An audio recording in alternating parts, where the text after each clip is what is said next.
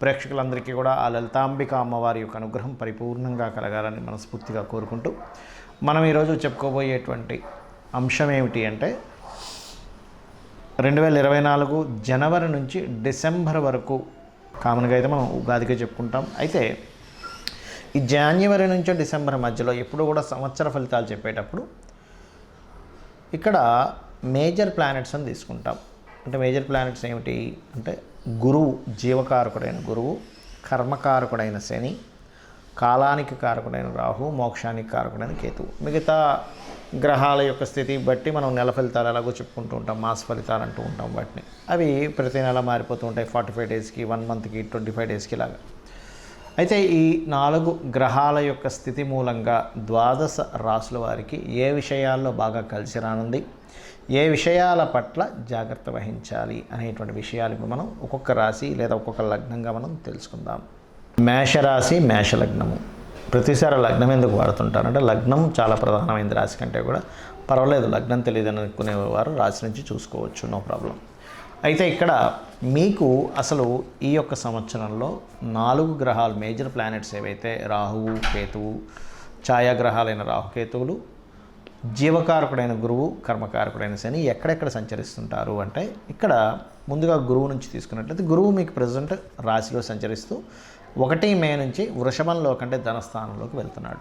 అదేవిధంగా శని భగవానుడు మీకు లాభస్థానంలో ఉంటూ మరలా ఒక్కసారి శని యొక్క వక్రగతి 30 జూన్ నుంచి మరలా వక్రిస్తాడు 2024 సంవత్సరంలో. అదేవిధంగా అతను మళ్ళీ స్ట్రైట్ అవ్వడం నవంబర్ 15 నుంచి స్ట్రైట్ అవుతాడు. ఇది మీకున్నటువంటిది. అయితే ఇక్కడ 12వ స్థానంలో రాహు, 6వ స్థానంలో కేతువు యొక్క సంచారం జరుగుతుంది. అయితే ఈ 2024 సంవత్సరంలో మీకు కలిగేటువంటి ఫలితాలు, ముఖ్యంగా గురువు ఇచ్చేటువంటి ఫలితాల్లో ఏమిటి అని చెప్పి చూసుకున్నట్లయితే ఆ యొక్క గురువు ప్రధానంగా మీకు మీ లగ్నానికి కానీ మీ రాశికి కానీ శుభుడే, అందులో ఎటువంటి సందేహం లేదు. కాకపోతే కాస్త గురువు రాశిలో ఉన్నప్పుడు ఒక మానసికమైన క్లారిటీని ఇస్తాడు, అందులో ఎటువంటి సందేహం లేదు. తల్లిగారి ఆరోగ్య సంబంధించిన విషయం లేదని ఇబ్బందులు ఉన్నా కూడా తగ్గిస్తాడు గురువు యొక్క స్థితి వల్ల. కాస్త ప్రయాణాలు కూడా ఎక్కువగా ఇస్తాడు. ఎప్పటి వరకు? 1 మే వరకు కూడా. అయితే 1 మే తర్వాత మీకు కలిగేటువంటి ఫలితాల్లో మంచి ఫలితాలు, పూర్వీకుల ఆస్తులకు సంబంధించిన విషయంలో గురువారాలు కనుక మీరు ఏదైనా ప్రారంభించినట్లయితే, రీసెర్చెస్ కావచ్చు, పూర్వీకుల ఆస్తులకు సంబంధించినవి కావచ్చు, లేనట్లయితే ఏదైనా ఇన్సూరెన్సెస్ రిలేటెడ్ సంబంధించినవి కావచ్చు, గురువారాలు చేయండి. శనివారాలు మాత్రం ప్రారంభించకండి అవి. ఎందుకంటే ఈ యొక్క లగ్నానికి, ఈ యొక్క రాశికి గురువు శుభుడవుతాడు, శని దాని యొక్క సంబంధంగా ఇబ్బందిస్తూ ఉంటాడు. మరి శని కూడా కొన్ని విషయాలకు మంచి చేస్తాడు, చేయనని నేను చెప్పట్లేదు, ఖచ్చితంగా మంచి చేస్తాడు శని కూడా. అన్ని లగ్నాలకి అన్ని గ్రహాలు మంచి చేయడము చేస్తూ ఉంటాయి. అయితే ఇక్కడ ఫైనాన్షియల్ మ్యాటర్స్ విషయంలో మాత్రం గురువారాలు కాస్త జాగ్రత్తగా ఉండండి, ఇది ప్రధానంగా గుర్తుపెట్టుకోండి. మరియు మరొక విషయం ఏంటంటే ఇక్కడ ఈ రీసెర్చ్ పరంగా అద్భుతంగా దూసుకు వెళ్ళేటువంటి యోగాన్ని గురువు గ్రహం ఇస్తుంది. కాబట్టి గురువారాలు ప్రారంభించండి ఆ యొక్క విషయాలు. మరి ఈ యొక్క శని భగవానుడు లాభస్థానంలో ఉంటూ మీకు లాభస్థానంలో ఉన్నాడు. దీనివల్ల కలిగేటువంటి ఫలితాల్లో కొత్త అగ్రిమెంట్స్, కొత్త కాంట్రాక్ట్స్, బిజినెస్ పరంగా లాభాలను ఇస్తున్నాడు ఇక్కడ. అంటే బిజినెస్ పరంగా కాస్త దూసుకు వెళ్ళేటువంటి యోగాన్ని ఇస్తున్నాడు. కాకపోతే మీకు మీ యొక్క మేషలగ్నానికి శని భగవానుడు లాభస్థానంలో ఉన్నప్పటికీ మీకు తృతీయ షష్టమాధిపతి బుధుడవుతాడు. అంటే 3వ స్థానాధిపతి, 6వ స్థానాధిపతి, బిజినెస్ కారకుడు, వ్యాపారాలకి ఎవరైతే కారకుడో బుధుడు, అతను 3, 6 ఆధిపత్యం వచ్చింది. కాబట్టి మీ జన్మజాతకంలో బుధుడు ఉన్నటువంటి స్థితిని గమనించండి.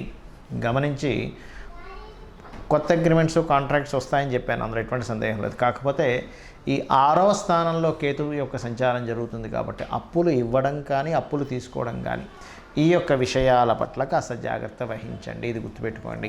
ఎందుకంటే 6వ స్థానం కేతువు, మరి కంపల్సరీ ఇవ్వాల్సి వస్తుందండి. పరిస్థితి ఏమి టెన్షన్ పడకండి, చక్కగా గణపతిని తలుచుకోండి. ఎందుకంటే బిజినెస్లో, వ్యాపారంలో ఒకసారి కొంతమందికి అప్పు ఇవ్వాల్సి వస్తుంది, ఇట్లాంటివి. అదేవిధంగా మేనమామ వరుస వారితో కాస్త జాగ్రత్తగా ఉండడము. మరియు మరొక విషయం ఏంటంటే ఈ 12వ స్థానంలో మీకు ఎప్పుడైతే రాహు యొక్క సంచారం జరుగుతుందో, ఈ రాహు యొక్క సంచారం అనేటువంటిది ప్రత్యేకంగా మీకు గమనించండి, ఇంపోర్ట్ ఎక్స్పోర్ట్ బిజినెస్లకి, విదేశాలకి వెళ్ళడానికి అనుకూలిస్తుంది. అయితే ఈ శని భగవానుడు వక్రిస్తున్నాడని చెప్పుకున్నాం మనం. ఎప్పటి నుంచి వక్రిస్తున్నాడు? అతని యొక్క వక్రగతి ఎప్పుడు అంటే 30 జూన్ నుంచి వక్రిస్తూ 15 నవంబర్ వరకు ఆ వక్రగతి ఉంటుంది. మరి ఈ వక్రించినటువంటి సమయాల్లో వివాహం విషయాలు కానీ, అంటే మేషం వారికి ఈ సమయంలో వివాహ సంబంధించిన విషయాలు శనివారాలు శుక్రవారాలు కనుక ప్రయత్నం చేసినట్లయితే, ప్రత్యేకంగా గురువు రాశిలో ఉన్నప్పుడు కూడా యోగం ఉంటుంది, ఉండదని కాదు. కాకపోతే 30 జూన్ నుంచి 15 నవంబర్ మధ్యలో శని వక్రగతి అనేటువంటిది మీకు వివాహ యోగాన్ని, ధనయోగాన్ని మరియు పార్ట్నర్షిప్స్ ద్వారా వచ్చేటువంటి లాభాలని పెంచుతుంది. ఇక మీరు చేయవలసినటువంటి దేవతారాధన కేతువు, శని గ్రహాల దగ్గర దీపారాధన చేయండి. వీలైతే కాస్త ఫైనాన్షియల్గా ఏదైనా ఇబ్బంది వస్తుంది అన్నప్పుడు గురుగ్రహం దగ్గర దీపారాధన చేయండి. గోవులకి గ్రాసము, బెల్లము మరియు అరటికాయలు తినిపించండి. అన్ని విధాలు బాగుంటుంది. మనం ఈ సంవత్సర ఫలితాలు కానివ్వండి, మాస ఫలితాలు కానివ్వండి, వార ఫలితాలు కానివ్వండి, ఏ ఫలితాలైనా గుర్తుపెట్టుకోండి. దీనికంటే అతి ముఖ్యంగా మీరు తెలుసుకోవాల్సినటువంటిది మీ యొక్క జన్మజాతక ఫలితాలు. మీ జన్మజాతకము ఎలా నిర్మితం అవుతుంది అంటే, మీరు జన్మించినప్పుడు ఉన్నటువంటి తేదీ చాలా ముఖ్యం. అది చాలామంది ఏమంటుంటారంటే, ఏమంటే మా స్కూల్లో రాశారు పలానా తేదీ, అది ఓకేనా, లేకపోతే మా వాళ్ళు రఫ్గా ఒకటి రాశారు. అలా కాదు. మీరు పర్ఫెక్ట్గా మీరు ఏ రోజైతే పుట్టారో ఆ రోజున నక్షత్రము, అదేవిధంగా ఆ డేట్, మంత్ అంటే నెల, సంవత్సరం, తేదీ, నెల, సంవత్సరం, ఈ 3 కావాలి. Date, month, year. దీంతోపాటు మీరు పుట్టిన ప్రాంతం కూడా చాలా ముఖ్యం. ప్రాంతాన్ని బట్టి మీరు జన్మించినప్పుడు ఉన్న 12 లగ్నాల్లో ఏ లగ్నంలో జన్మించారు అని డిసైడ్ అవుతుంది. ప్రాంతం ఒకటి, సమయం ఒకటి. చాలామంది ఒక సమయానికి ఏ ప్రాంతమైనా ఒకటే వస్తుంది అనుకుంటారు. అలా రాదు. అక్షరాంశ రేఖాంశాలు మారిపోవడం ద్వారా లగ్నం మారిపోతుంది. అలా ఆ రకంగా మీరు జన్మించినప్పుడు ఉన్న లగ్నాన్ని తీసుకుంటే ప్రతి వ్యక్తి కూడా పూర్వజన్మల్లో చేసుకున్నటువంటి కర్మ ఆధారంగా ఈ యొక్క జన్మ వస్తుంది. పూర్వజన్మలో చేసిన కర్మ ఏమిటి, ఈ జన్మ ఎందుకు వచ్చింది, ఎందుకు అద్భుతమైనటువంటి యోగం కలిగింది, ఎందుకు ఎన్నో ప్రయత్నాలు చేసినా ముందుకు వెళ్ళలేకపోతున్నాను అనేటువంటి విషయం మీ యొక్క లగ్నం ద్వారా తెలుస్తుంది. గుర్తుపెట్టుకోండి. అదేవిధంగా అందరికీ కూడా ధనం అనేటువంటిది, కుటుంబం అనేటువంటిది ఎంతో ముఖ్యం. కాబట్టి మీ యొక్క ద్వితీయాధిపతిని బట్టి మీ ధన స్థానాధిపతి ఎక్కడున్నాడు. చాలామందికి ఈ విషయం తెలియక రకరకాల వ్యాపారాలు, రకరకాల వైపు వెళ్తూ నష్టపోతూ ధనాన్ని నష్టపోతూ ఉంటారు. అసలు ఎప్పుడు మీ జన్మజాతకంలో ధనం నష్టపోయే యోగం ఉంది, లాభం పొందే యోగం ఉంది, ఏ మార్గంలో వెళ్తే మీకు ధనయోగం ఉంటుంది అనేటువంటిది మీ ధనాధిపతిని బట్టి, మీ ప్రయత్నాలను, మీ సిబ్లింగ్స్ని బట్టి, థర్డ్ లార్డ్ని, మీకు ఏ దిశలో ఉంటే మంచిది. ఇప్పుడు 4 దిశలు మంచివే. వాస్తుపరంగా అన్ని దిశలు మంచివని చెప్తుంది శాస్త్రం. కాకపోతే మీరు ఏ దిశలో నివసిస్తే మంచిది, ఏ పేరు గలవారు. ఇప్పుడు చూడండి, రక్తం ఉంటుంది, అన్ని గ్రూప్స్ మంచివే. కానీ మన గ్రూప్ ఏది ఉందో దానికి సంబంధించిందే మనకి ఎప్పుడైనా ఏదైనా అవసరం వచ్చినప్పుడు, ఇబ్బంది వచ్చినప్పుడు మనం బాడీలోకి తీసుకుంటాం. అంతేగాని ఏ గ్రూప్ అయినా పర్లేదండి అనం. ఎందుకు? సేమ్ గ్రూప్ కనుక కనెక్ట్ అవ్వకపోతే అది ఆ వ్యక్తికి ఇబ్బందినిస్తుంది, ప్రాణాపాయంగా మారుతుంది. కాబట్టి అదే రకంగా వాస్తులో కూడా పేరులో ఉన్న మొదటక్షరాన్ని తీసుకొని ఏ దిశలో ఉండాలి. అదేవిధంగా మీ జన్మజాతకంలో ఉన్న గ్రహాలను బట్టి, శుభగ్రహాలు ఉన్న స్థానాలను బట్టి కూడా తీసుకోవచ్చు.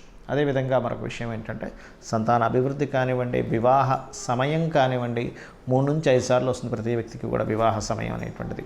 ఆ 3 నుంచి 5 సార్లు ఎప్పుడు బాగుంది టైం, ఇప్పుడు బాగాలేదు చూసుకుని దాన్ని బట్టి వివాహం చేసుకోవడం ద్వారా కూడా బాగుంటుంది. దాంతోపాటు మీ యొక్క జన్మజాతకంలో ఏదైనా 2 వివాహాల యోగం ఉందా, లేనట్లయితే వివాహం ఆలస్యంగా ఉందా, ఏ సమయంలో చేసుకుంటే మంచిది అనేది మీ జన్మజాతకంలో చూసుకుని ఆ పర్టికులర్ సమయాల్లో కనుక వెతుక్కుంటే మీ సమయము, ధనము, మనశ్శాంతి అన్నీ కూడా మీకు చేకూరుతుంది.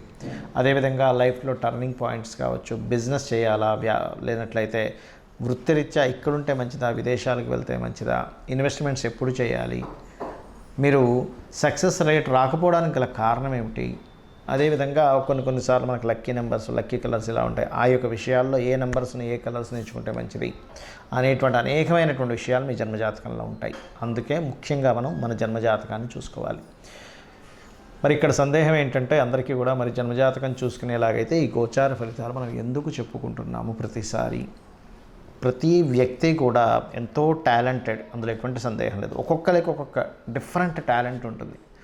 ఆ టాలెంట్తోనే ఆ వ్యక్తి పైకి వస్తాడు. దాని పరంగా అతను ప్రణాళిక వేసుకుంటాడు, కష్టపడుతూ ఉంటాడు, ఎంతో పోరాడుతూ ఉంటాడు లైఫ్లో. కానీ ఒక్కొక్కసారి ఎంత ప్రయత్నించినా కొన్ని పనులు అవ్వవు. ఎందుకు అవ్వవు అంటే, మీ ప్రయత్నము మీ యొక్క ఆలోచన విధానం ఎంత యూనిక్గా ఎంత బాగున్నా కూడా బయట ఉండేటువంటి మార్కెట్ అంటే ఒక ప్రోడక్ట్ తీసాం, బయట దానికి మార్కెట్ లేదు, అప్పుడు ఏమిటి పరిస్థితి? లేదా ఒక దగ్గరికి వెళ్దాం అనుకున్నాం, కరెక్ట్ టైంకి వెళ్దాం అనుకుంటాం, కానీ మధ్యలో ట్రాఫిక్ జామ్ అయింది, ఆ 10 నిమిషాలు 20 నిమిషాలు గంట లేట్ అయిపోతుంది. ఎందుకు? మీ ప్రయత్నం మీరు కరెక్ట్గానే టైంకి బయలుదేరారుగా, ఎందుకు అంటే మధ్యలో ట్రాఫిక్ అనేది మిమ్మల్ని అడ్డగించింది, మార్కెట్ అనేటువంటిది మిమ్మల్ని అడ్డగించింది, లేదా ఒక వర్షం పడో మరొకటో మీరు ఆగవలసి వచ్చింది.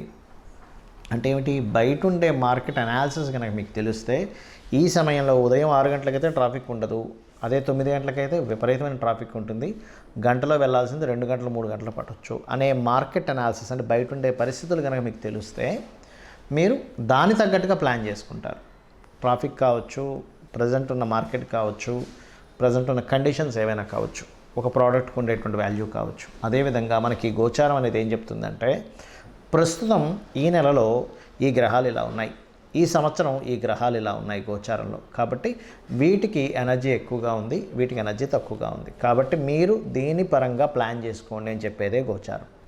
అప్పుడేంటి? మీ జన్మజాతకంలో ఉన్న యోగం ఏమిటి, మీ గోచారంలో ఉండేటువంటి గ్రహస్థితి ఏమిటి అనేటువంటి తెలుసుకుంటూ మిళితం చేసుకుంటూ, ఇవన్నీ ఒక ఎత్తు అయితే శాస్త్రాల్లో చెప్తున్నటువంటి విషయం ఏమిటి అంటే అమ్మవారిని కానీ, ఆ పరమేశ్వరుని కానీ, విష్ణువుని కానీ, దేవతా సంబంధించినటువంటి శక్తిని మీరు కనుక ఉపాసిస్తున్నట్లయితే, అమ్మా నాకు ఇవన్నీ తెలియవు, నీ యొక్క చరణాలు, నా పని నేను చేసుకుంటూ వెళ్ళిపోతుంటారు, నాకు ఈ జ్యోతిష్యమా, వాస్తా, లేకపోతే పరాలా పాపం చేశానా, పుణ్యం చేశాను, ఇవన్నీ కాదు, ఇక్కడి నుంచి నేను త్రికరణ శుద్ధితో నేను చేసే ప్రతి పనిలో నేను చూసుకుంటూ వెళ్తున్నాను అనుకుంటే అమ్మవారే మొత్తం చూసుకుంటుంది. కాబట్టి ఆ యొక్క అమ్మవారి యొక్క అనుగ్రహం మీకు పరిపూర్ణంగా కలగాలని మనస్ఫూర్తిగా కోరుకుంటూ శ్రీమాత్రే నమః.